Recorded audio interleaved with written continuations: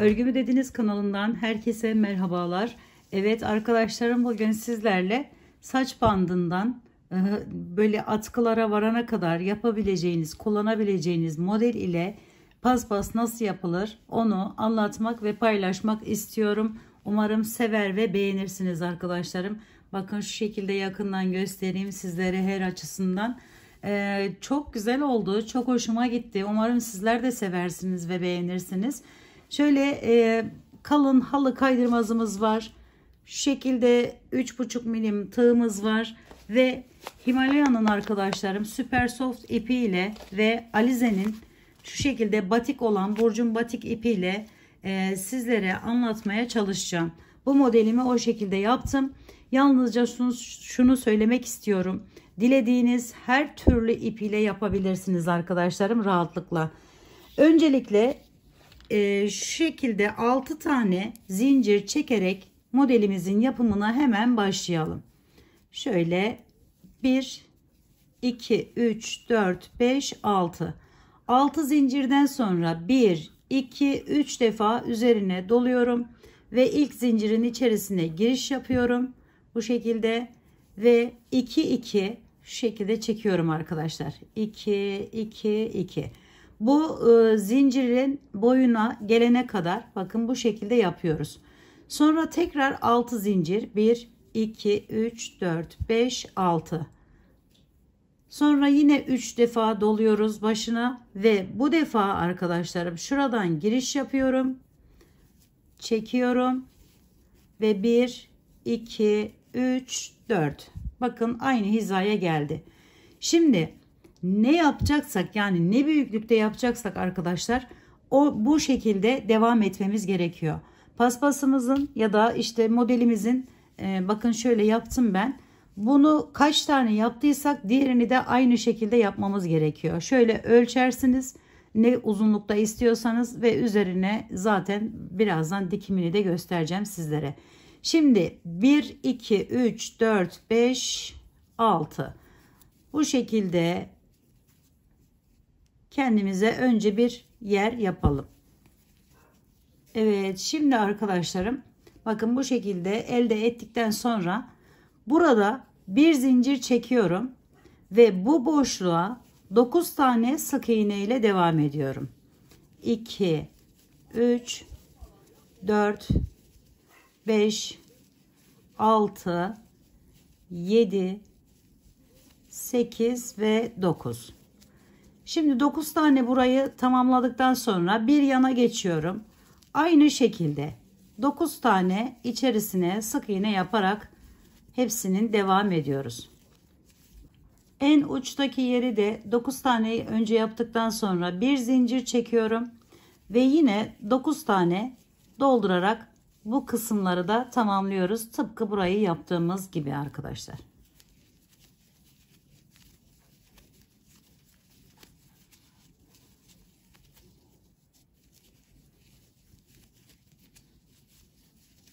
Şimdi son yeri de 9 tane yaptıktan sonra bir tane zincir çekiyorum. İçerisinden şu şekilde giriş yapıyorum ve kaydırma yöntemiyle bağlayıp bir zincirle tekrar sabitleyip bunu kesiyoruz artık.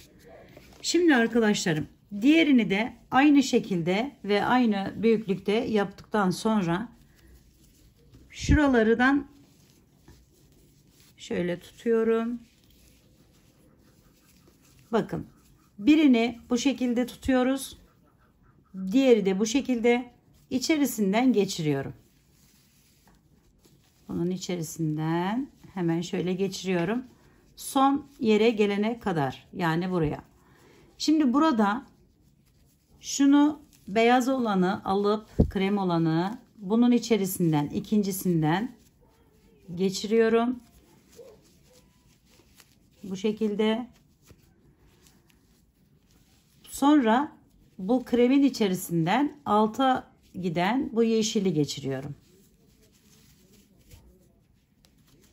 Bu şekilde hepsini birbirinin içerisinden geçirerek bu güzelliği elde ediyoruz.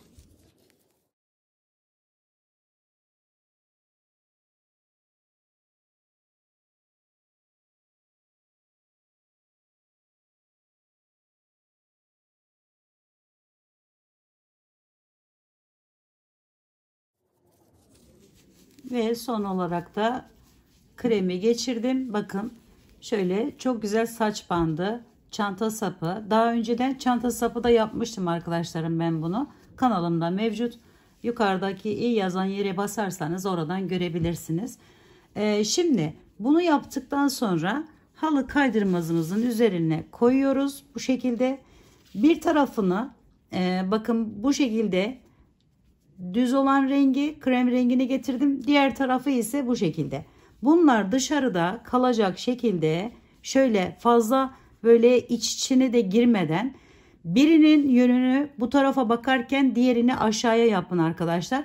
Yoksa bakın şöyle bir sıkıntı yaşayabiliyoruz. Yani arada açıklık kalıyor.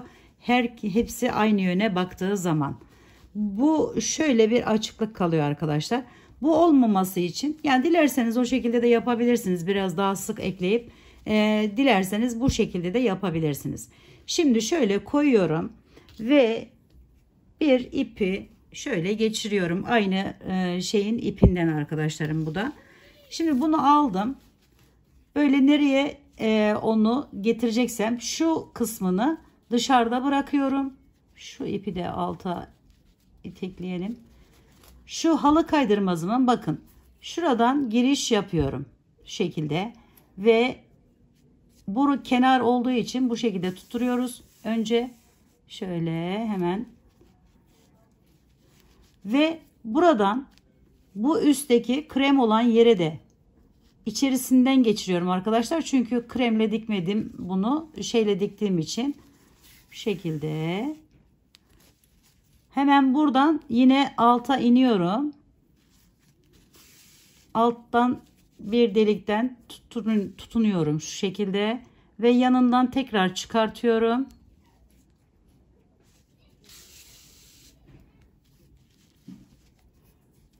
Şöyle hemen bir yanından geçip arkasından tekrar çıkarttım. Şimdi ise buradan arkadaşlarım şöyle tekrar yukarıya çıkıyorum. Renkli olan bir yerden. Ve bu yine alta geçiyorum bu şekilde.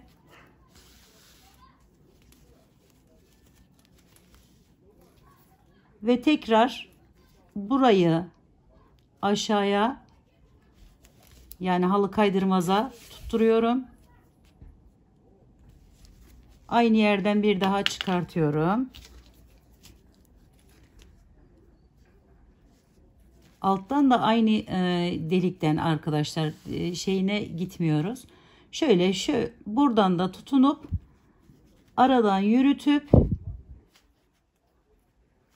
diğer yere geçiyorum.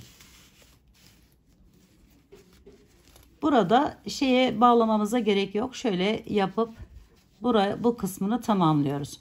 Şimdi burayı tutturduktan sonra bir diğerine geçiyoruz ve böyle ekleye ekleye tamamlayacağız arkadaşlar.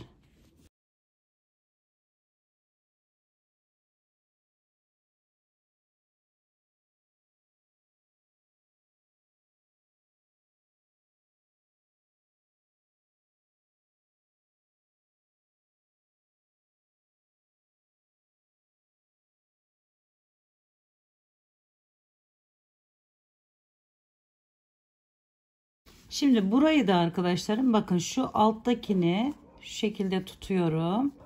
Diğer üstteki orada kalıyor.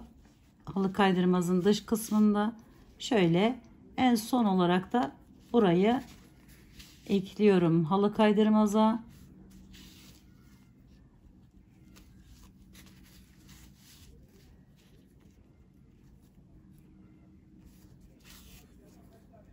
Ve şöyle yapıp hemen arkasını çevirip oradan artık bunu da kesiyoruz. Şimdi bakın bu şekilde montelemiş olduk halı kaydırmazın üzerine. Yanına bir tane daha yapınca tamamlanıyor. Böyle ekleye ekleye de gidebilirsiniz arkadaşlarım. Şimdi bir de kenar kısmını göstermek istiyorum. Onu da dilediğiniz her türlü renk iple kullanarak yapabilirsiniz. Burayı da arkadaşlarım bakın burada yaptığımız gibi bir renkli bir düz olan rengimiz. Ama ben üstünden bu renkle geçtim. Farklı şekillerde de yapabilirsiniz aynı zamanda. Onu da söylemeden geçmek istemiyorum. Şöyle bitirdiğinizde hepsi bittiği zaman yapın arkadaşlarım, bunu daha güzel dursun. Aldım bir tane ve buradan hemen giriş yapıyorum, kenarından alttan ipimi de götürüyorum. Şöyle kaydırma yöntemiyle bağlıyorum. Bir tane zincir çekiyorum. Bir diğerine geçiyorum. Bu şekilde ve kaydırma yöntemiyle bağlıyorum. Bir zincir, kaydırma ile bağlıyoruz. Bu da böyle bu türlü, ama şimdi bu tarafa geçiş yapacağız. Şöyle bir tane zincir, devam edelim bu şekilde.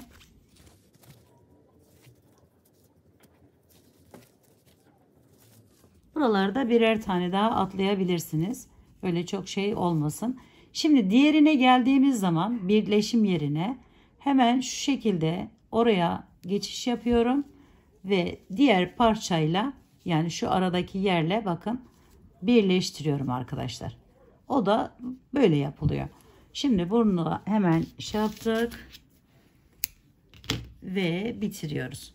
Devam edecek olsaydık yine buradan devam ediyoruz arkadaşlarım. Bu şekilde aynı teknikle burayı da bakın bunun etrafını da çevirmemiz gerekiyor. Evet, bu kadar arkadaşlarım yapımı. Gördüğünüz gibi böyle renkli renkli tek renk de yapabilirsiniz. Böyle renkli de yapabilirsiniz. Dilediğiniz her türlü ipi rahatlıkla kullanabilirsiniz. İnce bir ip kullanırsanız arkadaşlarım daha sıkı yaparsınız. Yani şu birleşim yerlerini mesela araları böyle olmaz. Çünkü daha küçük olacağı için minik minik böyle yan yana ekleyerek devam edebilirsiniz, yapabilirsiniz. Evet, bugünlük de kanalımdan bu kadar arkadaşlarım. Umarım sevmiş ve beğenmişsinizdir. Yapacak olanlara şimdiden kolaylıklar diliyorum. Bir dahaki videomda görüşmek üzere. Hoşça kalın, sağlıkla kalın, Allah'a emanet olun.